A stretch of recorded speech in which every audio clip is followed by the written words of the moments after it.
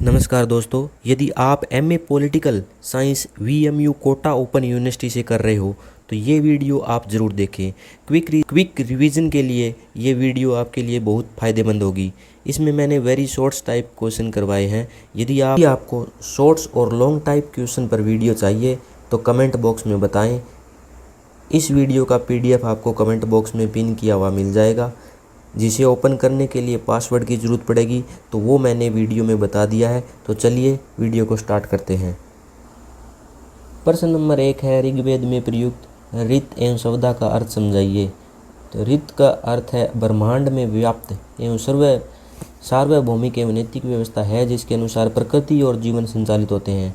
और सवदा का अर्थ क्या है? स्वाभाविक शक्ति, प्रकृति या पूर्वजों के लिए अर्पित आहुति से संबंधित शक्ति है। 2 नंबर प्रश्न है, मत्स्य न्याय से आप क्या समझते हैं? तो मत्स्य न्याय का अर्थ है बड़ी मछली छोटी मछली को खा जाती है। राजनीति चिंतन में इसका अर्थ अराजक स्थिति से है जहां शक्तिशाली व्यक्ति कमजोर का शोषण करता है। राज्य और दंड व्यवस्था को इस शक्ति को रोकने के लिए आवश्यक माना गया है। प्रश्न नंबर 3 है, बरनी के अनुसार संप्रभु के 3 कार्य क्या है? तो राज्य में कानून एवं व्यवस्था बनाए रखना, धर्म और न्याय की रक्षा करना, प्रजा की सुरक्षा और कल्याण सुनिश्चित करना। प्रश्न नंबर 4, राजतंत्र पर दयानंद सरस्वती के विचार क्या थे? तो दयानंद सरस्वती एवं वो निरंकुश राजतंत्र के समर्थक नहीं थे। वे ऐसे शासन के पक्षधर थे जिसमें राजा धर्म, न्याय और प्रजा के हित के अनुसार शासन करे तथा राजा भी कानून और नैतिक नियमों से बंधा हुआ होना चाहिए। नेक्स्ट प्रश्न है, राजा राममोहन राय द्वारा नारी उत्थान के 4 सुधार बताइए। तो सती प्रथा का विरोध, विधवा पुनर्विवाह का समर्थन, स्त्री शिक्षा का समर्थन, स्त्रियों के संपत्ति संबंधी अधिकारों का समर्थन। प्रश्न नंबर 6 है, तिलक ने किन 2 उत्सवों को सार्वजनिक रूप से मनाने पर जोर दिया था? तो गणपति उत्सव और शिवाजी उत्सव। इनका उद्देश्य जनता में राष्ट्रीय चेतना, एकता और देशभक्ति की भावना उत्पन्न करना था तथा स्वतंत्रता आंदोलन के लिए जन समर्थन जुटाना था। प्रश्न नंबर 7 है, गांधी जी ने अंधाधुंध औद्योगिकीकरण का विरोध क्यों किया था? बेरोजगारी, आर्थिक असमानता, शोषण और ग्रामीण उद्योगों का विनाश बढ़ सकता है। वे ग्रामोद्योग और श्रम आधारित विकेंद्रित अर्थव्यवस्था के समर्थक थे। प्रश्न नंबर 8 है, रोटी के लिए श्रम की अवधारणा समझाइए। तो गांधी जी के अनुसार प्रत्येक व्यक्ति को अपनी आवश्यकताओं की पूर्ति के लिए शारीरिक श्रम करना चाहिए। केवल दूसरों के श्रम पर निर्भर रहना उचित नहीं है। इसी विचार को ब्रेड लेबर कहा जाता है, रोटी के लिए श्रम कहा जाता है। आधुनिक भारतीय राजनीति चिंतन की 2 विशेषताएं कौन सी है? तो राष्ट्रीयता और स्वतंत्रता की भावना, लोकतंत्र, सामाजिक न्याय और समानता पर जोर। प्रश्न नंबर 10 है, मन्नू की दंड नीति को प्रभावित कीजिए। तो मन्नू के अनुसार दंड राज्य व्यवस्था का आधार है। दंड के माध्यम से अपराधियों को नियंत्रित किया जाता है तथा समाज में धर्म और न्याय और व्यवस्था बनाए रखी जाती है। प्रश्न नंबर 11 क्या है, प्रेस की स्वतंत्रता पर राजा राममोहन राय के 2 विचार बताने हैं। वे प्रेस की स्वतंत्रता को जनमत निर्माण और शासन की आलोचना के लिए आवश्यक मानते थे। उन्होंने सरकारी प्रेस प्रतिबंधों का विरोध किया और स्वतंत्रता प्रेस को सुशासन का आवश्यक साधन माना। प्रश्न नंबर 12 है, दयानंद सरस्वती की 2 पुस्तक कौन कौन सी है? तो सत्यार्थ प्रकाश और संस्कार विधि। 13 नंबर जो प्रश्न है, गोखले का राजनीतिक वसीयतनामा क्या था? तो गोखले का जो राजनीतिक आदर्श है वो संवैधानिक सुधार, कर्मिक राजनीतिक प्रगति, शिक्षा और शांतिपूर्ण साधनों के माध्यम से भारत का विकास करना था। वे उदारवादी राष्ट्रवाद के समर्थक थे। प्रश्न नंबर 14 है, वी.डी. सावरकर की हिंदुत्व की अवधारणा समझाइए। तो उत्तर है, सावरकर के अनुसार हिंदुत्व केवल धार्मिक अवधारणा नहीं बल्कि सांस्कृतिक और राष्ट्रीय पहचान है।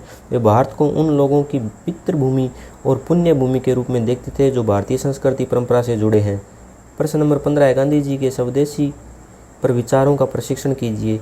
तो गांधी जी के अनुसार स्वदेशी का अर्थ क्या था? अपने देश में निर्मित वस्तुओं का उपयोग करना और स्थानीय उत्पादन को प्रोत्साहन देना था। इसका उद्देश्य आत्मनिर्भरता, रोजगार और विदेशी आर्थिक निर्भरता को कम करना था। प्रश्न नंबर 16 क्या है, प्रजामंडल आंदोलन से आप क्या समझते हैं?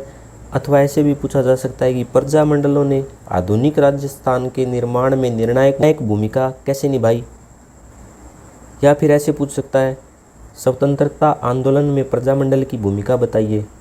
तो सबका आंसर एक ही रहेगा, देशी रियासतों में प्रजा के नागरिक अधिकार, उत्तरदायी शासन और राजनीतिक स्वतंत्रता के लिए चलाए गए आंदोलनों को प्रजामंडल आंदोलन कहा गया। इन आंदोलनों ने स्वतंत्रता संघर्ष और लोकतांत्रिक चेतना को मजबूत किया। प्रश्न नंबर 17 है, मन्नू के अनुसार द्वैधी भाव क्या है? तो एक साथ दो प्रकार की नीति अपनाना, अर्थात किसी एक शक्ति के साथ संधि और दूसरी के प्रति विरोध या संघर्ष की नीति रखना, यह विदेश नीति से संबंधित अवधारणा है। प्रश्न नंबर 18 है, राजा राममोहन राय द्वारा प्रारंभ की गई 2 पत्रिकाओं के नाम कौन कौन से हैं?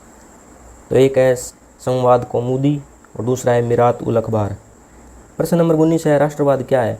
तो राष्ट्रवाद वह भावना है जिसमें व्यक्ति अपने राष्ट्र की एकता, स्वतंत्रता, सम्मान और हितों के प्रति निष्ठा रखता है। यह लोगों के राष्ट्रीय एकता और देशभक्ति की भावना उत्पन्न करता है।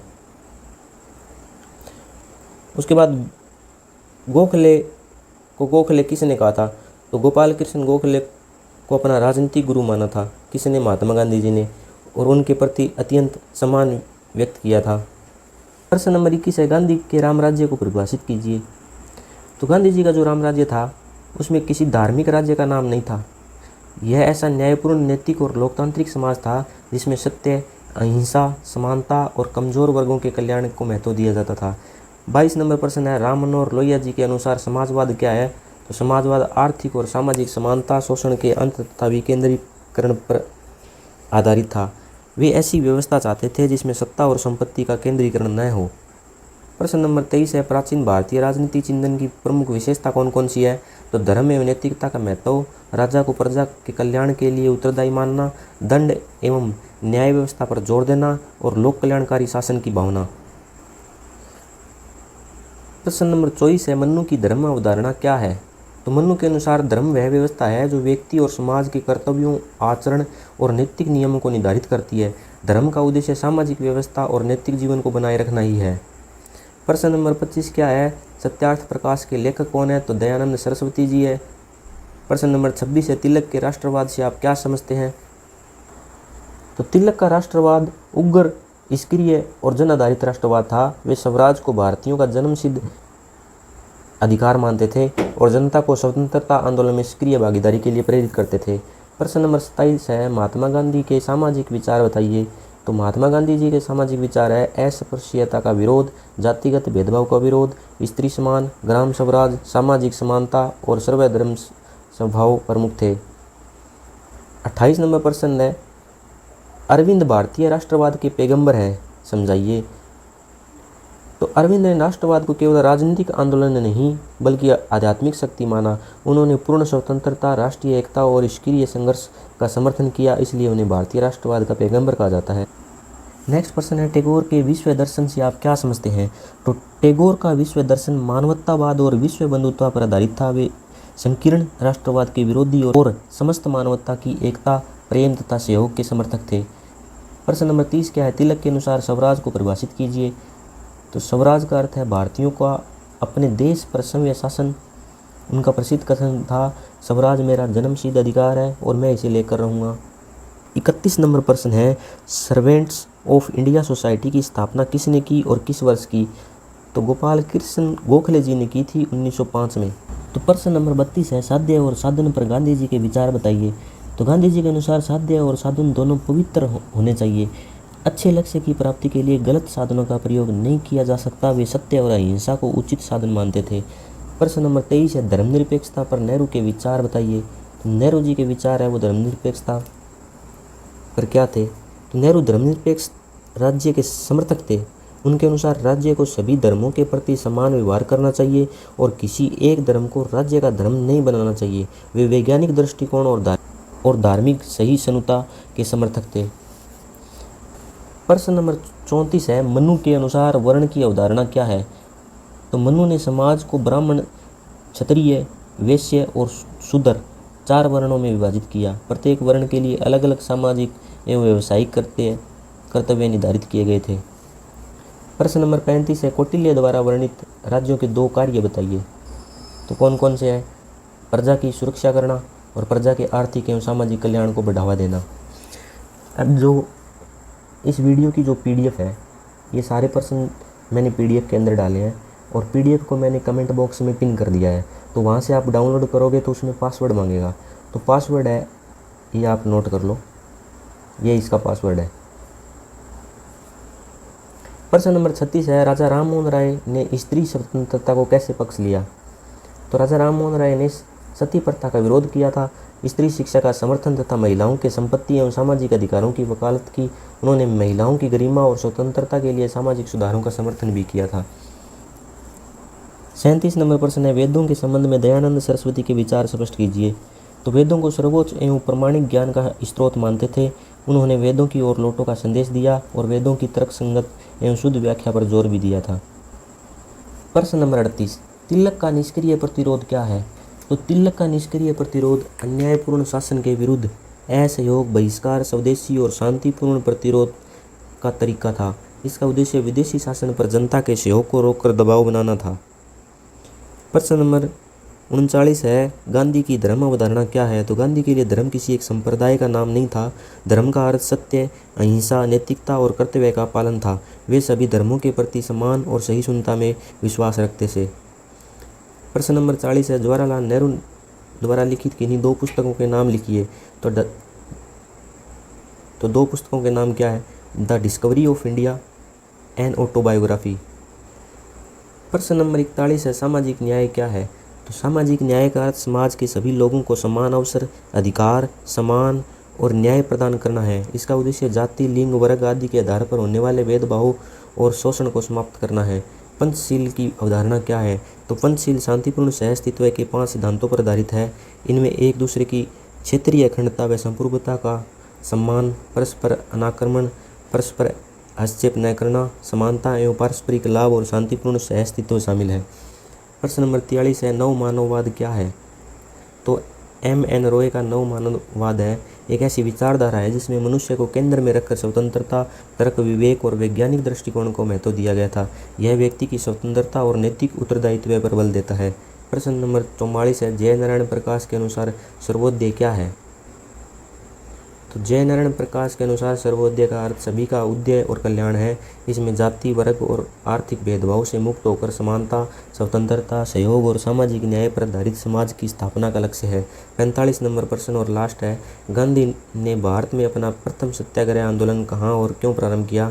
तो 1917 में बिहार के चंपारण में स्टार्ट किया गया था। इसका मुख्य जो उद्देश्य था वो नील की खेती के लिए किसानों पर किए जा रहे अत्याचारों और 3 कठिया प्रथा का विरोध करना ही था। अब इसके अलावा मैंने इसके लिए 1 लाइनर रिवीजन के लिए एक्स्ट्रा फैक्ट डाल दिए हैं, तो इनको आप PDF से पढ़ लेना और एक बार इनको नज़र मार लेना, क्योंकि पेपर में शुरू में जो वेरी शॉर्ट प्रश्न आते हैं उनमें फैक्ट ही लिखने होते हैं, जो 1-2 लाइन में लिखने होते हैं। एग्जामिनर का बेस यहीं से स्टार्ट हो जाता है कि आपने तुक्के मारे हैं या फैक्ट आप लिखते हो। तो अच्छे नंबर यदि आपको चाहिए तो आप ये 1 लाइनर वाले प्रश्न हैं वो पूरा बढ़िया तरीके से याद करके जाए। और मैंने ये सारे प्रश्न PDF में डाल दिए हैं, एक बार ज़रूर देख लेना। और यदि आपको वीडियो अच्छी लगे तो आप लाइक, शेयर, सब्सक्राइब ज़रूर करें और बेल आइकन को प्रेस कर लें ताकि सबसे पहले आपके पास नोटिफिकेशन आ जाए। वीडियो को अंत तक देखने के लिए धन्यवाद।